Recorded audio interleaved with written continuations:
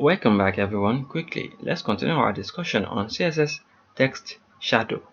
The CSS text shadow property with color effect is what we are going to be talking about right now. So right here we are going to be using color. This is our document and this is what we got in our previous tutorial where we discussed about the CSS text shadow in details. The CSS text shadow property is the one we use right here with our h1 element.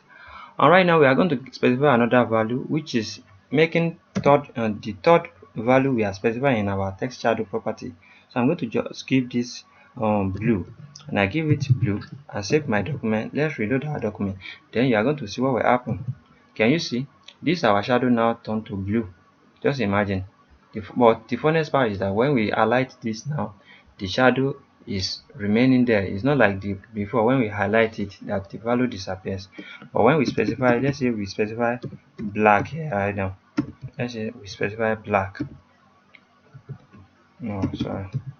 When we specify black right here now and save our document, when we reload our document and highlight, can you see if we specify our default value, this shadow is not going to disappear. But if we didn't specify the default value, when we highlight it, it's going to disappear. Default color value is going to disappear. So let me remove this default color value that we specify right here by ourselves. Now when we reload our document, now we highlight it, can you see it is going? The trick, I'm trying to let you know that this is happening in this manner so you guys can be aware of that also. The only way you can stop that from happening is when you specify your own color. So I'm going to give it my own color, which is black. When I specify my own color now and reload my document, when I specify, can you see it's working nicely? And let's say for instance now we can specify, if you specify dark also, dark color, let's see, maybe there is dark blue color. We can change it to any color we want. We are having dark blue color, and when we are light, it's not going anywhere. The shadow is still remain there. And when we specify red, so when we specify color red, and can you see this is working nicely? Even if you have watched our previous tutorial where we discussed about color, we can specify RGB color. RGB color. When we specify RGB color 255 right here plus this one also, let's just give it 33 and just give this one 0, or let's give it 7. When we save our document and reload, we're going to have the red. Can you see we are having this kind of red? And if we want, we can change this one, manipulate this one, bring it to 9, and bring all this one up to 200.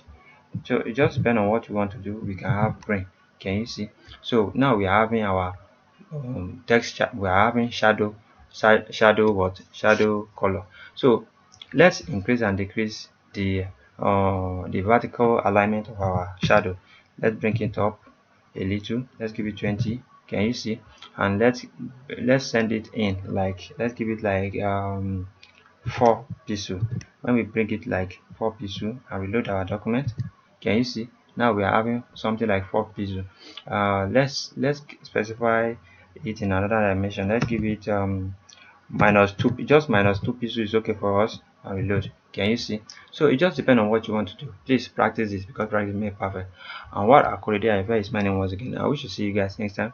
And before I go, once again, you can specify this in hexadecimal value also. You can check our CSS color to be able to follow along easily, because we have discussed about all this in our previous tutorial. When I reload my document, can you see I'm able to change the color using X value also. So anwar akorede ayofe is my name once again. I wish to see you guys next time to the next tutorial. Peace and love. Have a great day. Thank you so much. Bye bye.